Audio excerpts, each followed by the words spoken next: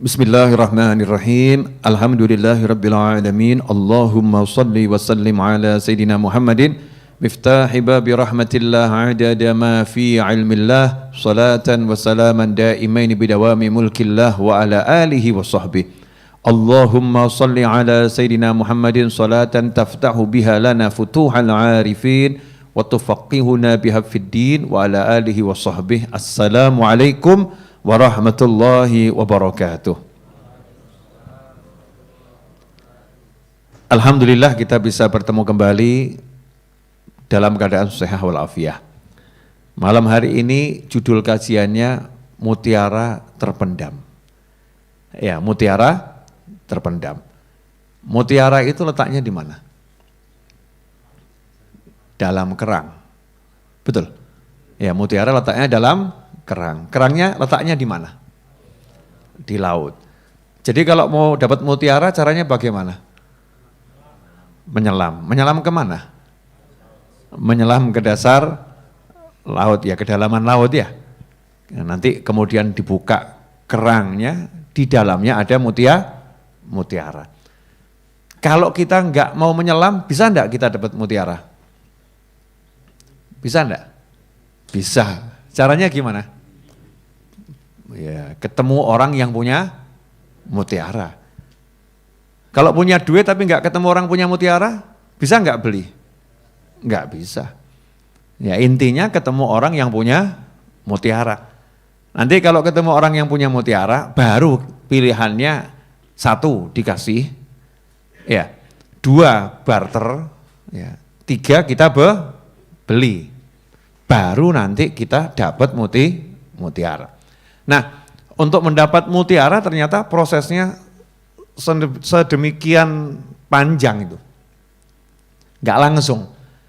Karena itu seringkali ilmunya para wali, ilmunya orang-orang soleh, ilmunya anbiya wal mursalin yang berharga. Jadi ada ilmu, semua ilmu berharga, tapi ada ilmu yang betul-betul mahal. Ya, itu ilmunya terpendam di dalam hati kaum solihin. Ilmunya terpendam di dalam hati para wali. Nah, biar bisa ngambil, maka ya harus menyelami hatinya orang soleh. Menyelam di hatinya orang soleh, nanti baru bisa ngambil mutiaranya. Nah, kalau nggak bisa nyelam ke dalam hatinya orang soleh, caranya bagaimana? Ya duduk saja sama yang punya mutiara, syukur-syukur dikasih. Nih, dikeluarkan dari hatinya. Nih, buat kamu. Ya, atau kita barter dengan orang yang soleh. Kita lakukan sesuatu yang menyenangkan hatinya, sehingga beliau-beliau akhirnya memberikan yang disenangi oleh hatinya. Nih, gantinya. Kamu kasih saya ini, saya kasih kamu ini. Begitulah proses untuk dapat ilmu yang berharga, mutiara yang terpendam. Karena itulah kalau kita lihat Nabi Musa alaihissalam, Nabi Musa alaihissalam ini nabi yang bukan sekedar alim, super alim.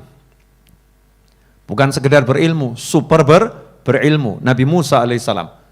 Bani Israel itu isinya orang pinter. Bani Israel itu bukan orang bodoh isinya, orang-orang pinter. Maka dikasih nabi yang juga semua nabi pinter, tapi Nabi Musa ini dibuat pinternya betul-betul lahiriah, ya, wabatiniyah.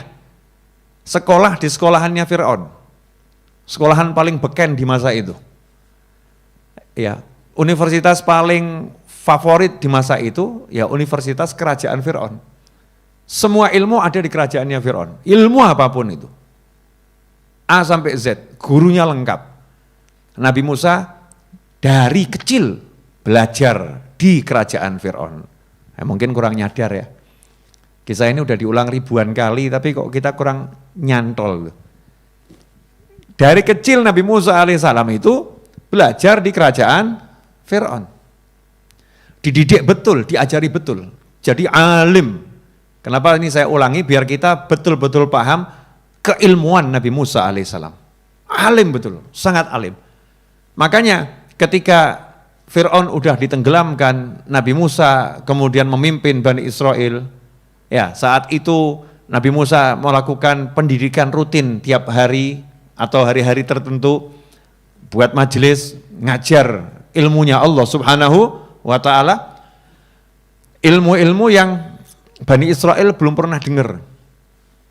Ya, ilmu-ilmu yang gharaib, ilmunya terasa segar, kemudian baru dan belum pernah dengar gitu. Karena itu Bani Israel tertarik. Ini ilmunya Masya Allah, ini ilmunya Masya Allah. Sampai satu hari duduk satu orang bukan dari kalangan Bani Israel, lihat kehebatan ilmunya Nabi Musa, berkomentar. Ya, lihat kehebatan ilmu Nabi Musa, berkomentar. Ini ilmunya luar biasa. Nah, karena tertarik sama ilmu, yang nanya tadi nanya, ada enggak yang lebih alim dari kamu? Nah, kalau yang alimnya Musa ini seperti ini, yang lebih alim ilmunya seperti apa? Ada enggak yang lebih alim dari kamu? Maka saat itu dijawab oleh Nabi Musa alaihissalam, enggak ada. Menurut ilmu saya yang paling alim. Wallahu a'lam. Tetapi menurut ilmunya Allah, hanya Allah yang tahu, kan begitu. Tapi Nabi Musa jawabannya, menurut ilmu saya yang paling alim. Ditegur sama Allah Ta'ala. Nabi Musa itu ditegur. Karena lupa mengucapkan wallahu a'lam. Ditegur. Ada yang lebih alim dari kamu. Nabi Musa seneng dikasih tahu ada yang lebih alim, seneng. Gini loh ya, saya punya handphone. Terus dikasih tahu, Habib, ini baru keluar handphone terbaru, Samsung Z Fold 3. Saya belum punya itu. Ya, mau inden juga ya harganya lumayan. Ya, mau inden harganya juga lumayan. Saya belum punya. Kira-kira saya pengen punya enggak kalau tahu fungsinya itu dahsyat? Ini fungsinya begini. Saya pengen punya. Saya senang kalau ada handphone yang lebih bagus dari handphone saya. Kenapa saya senang? Ya karena saya akan meningkatkan semua kualitas kegiatan saya dengan handphone yang kualitasnya lebih bagus. Makanya orang yang punya ilmu, kalau dikasih tahu ada orang yang lebih alim dari kamu, senang. Alhamdulillah, ilmu saya akan nambah ini. Alhamdulillah, saya akan jadi semakin hebat. Alhamdulillah, saya akan menjadi semakin luar biasa. Siapa orang itu? Mau saya cari. Itu yang dilakukan Nabi Musa alaihissalam. Siapa ya Allah? Di mana? Saya mau belajar kepadanya. Ya, kenapa Nabi Musa mau belajar? Karena tahu ini ada orang yang punya mutiara yang lebih hebat dari mutiara saya. Saya harus ambil ilmunya.